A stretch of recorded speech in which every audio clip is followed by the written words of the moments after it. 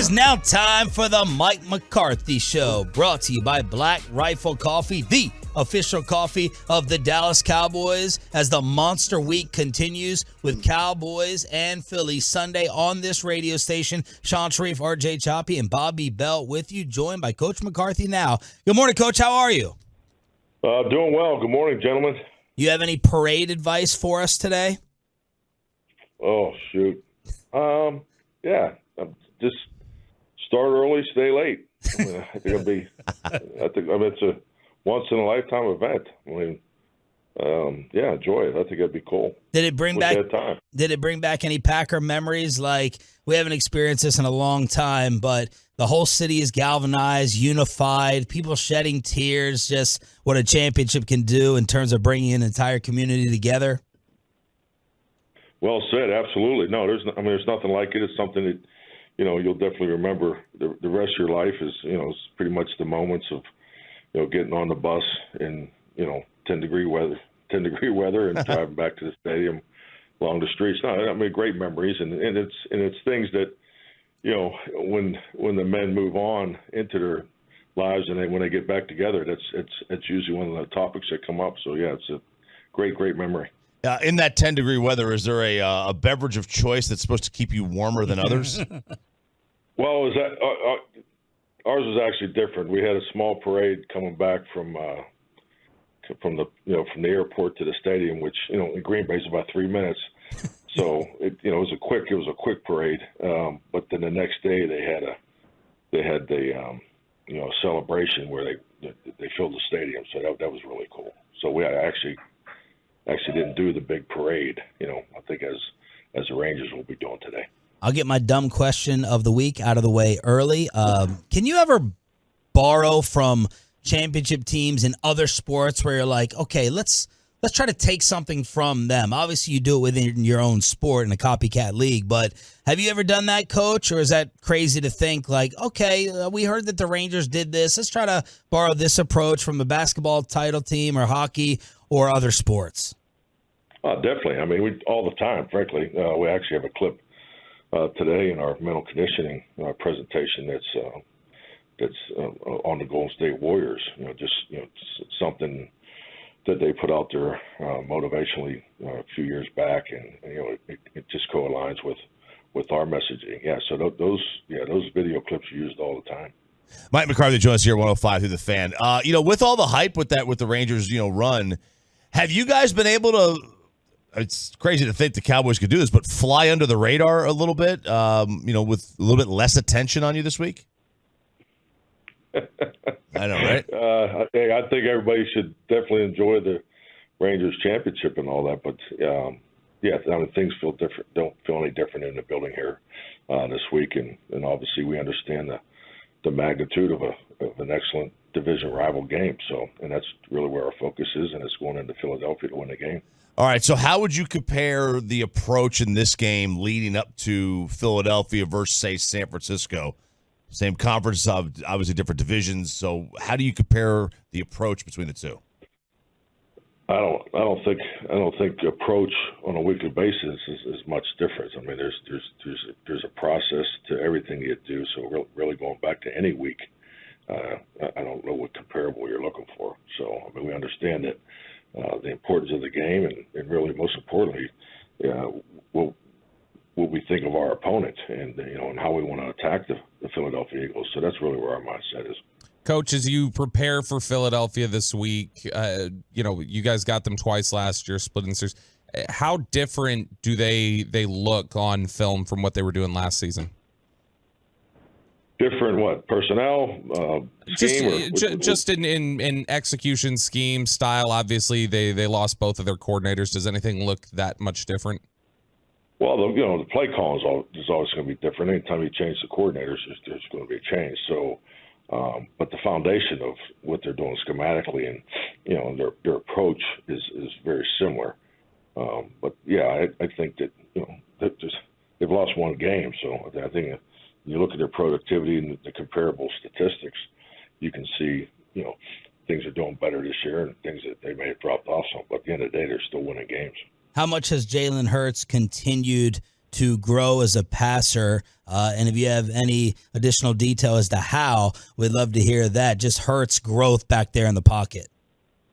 Well, they're definitely throwing him more so, and I just think, the way he plays, the dynamic that he brings to that offense. Obviously, he's still a young player. I think he's getting better each and every year, but they definitely have opened up the passing game more this year.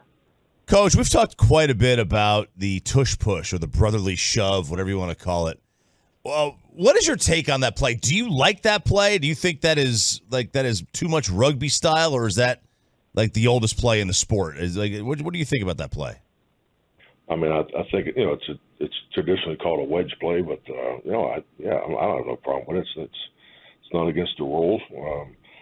I think it's like anything in this league. You see trends that schematically that are productive, and and it's really the responsibility of the opponent to stop it, or the trend will continue to grow. So yeah, I have no problem with the play.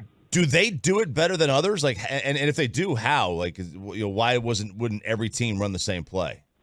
Well, you got to give credit to the men up front and really Jalen. I mean, it's I think a lot of people are trying to replicate it, but they're very good at it, and I would attribute it more to the personnel.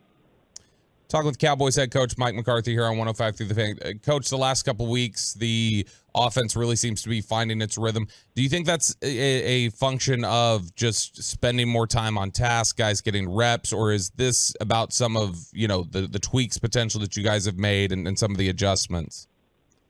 I think it's more just more time on task. I definitely agree with you there. And it's just like anything. There's things we're asking our guys to do differently and create more volume of responsibilities, like particularly in the area of protection. So we're only going to continue to improve there. I think just like anything, when you put subtleties in an offense, sometimes it may take a little longer than you want. I think if you just point to the red zone, since we had some really good opportunities earlier in the year, then we didn't quite connect, and then now we're starting to connect. So I think that's always what you're looking for to improve on.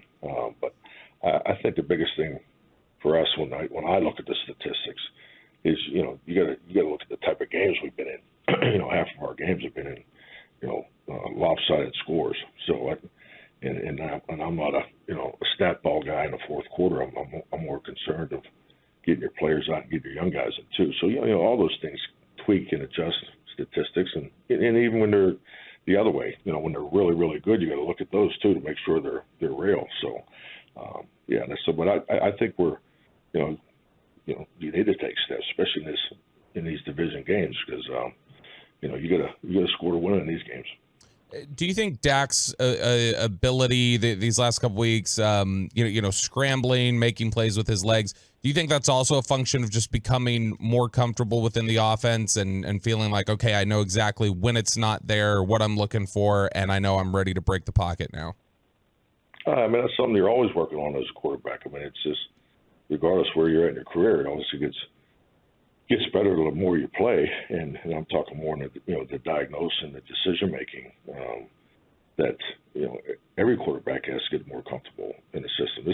It's Dak and I being on the same page in the play calling is we're getting more and more comfortable. So yeah, there's definitely areas of growth there, but that this isn't the first time Dak Prescott's used his feet to be productive. I just think we may be doing a little differently as far as where the volume is, and I'm pointing more towards the scramble drill phrase.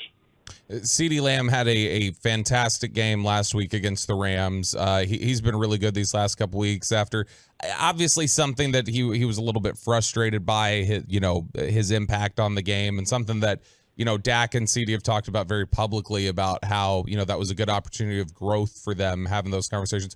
Just your impressions of how well CeeDee Lamb's played the last couple weeks and how he's responded since that San Francisco game.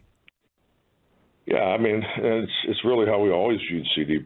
I thought that last year he, definitely established himself as a number one receiver, and the biggest challenge moving forward for CeeDee is just going to be the attention that he gets by the coverage, and this is a high percentage coverage defense. So I would definitely anticipate him seeing more and more coverage tilted towards him and so forth, and just got to keep finding ways to put him in position to be successful. Because CeeDee's a dynamic player when the ball's in the air, and he's even more dynamic once he gets it in his hands. Mike McCarthy here on the Boomer Jacks Bar and Grill Hotline 105.3 The Fan. A lot of Cowboy fans cringed when Jalen Carter fell to Philly in the draft. What have you seen from the rookie on tape to start off his career?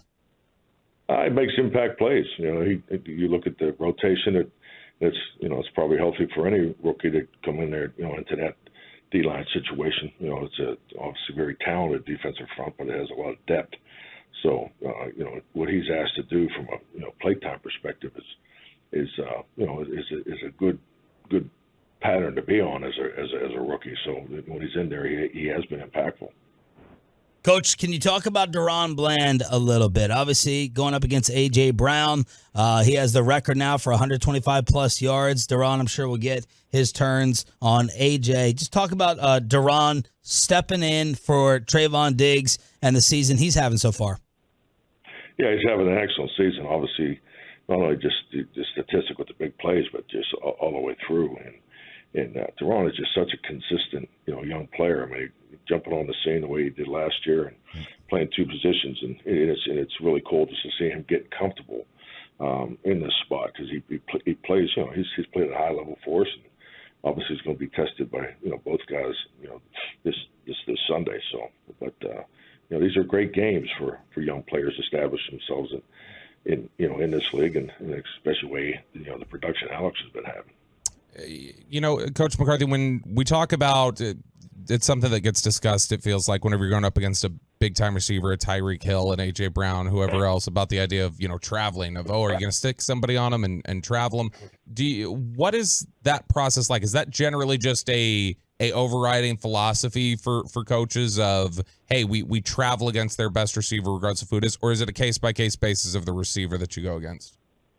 Well, I think those conversations in the spring when you're putting together your menu of defense is really where the philosophy component comes into play. But I think when you get into season too, it's because sometimes it's just not the fact that I'm going to travel. It's the other pieces in the secondary that are affected by it too. So it's not as simple as I believe in traveling. He travels.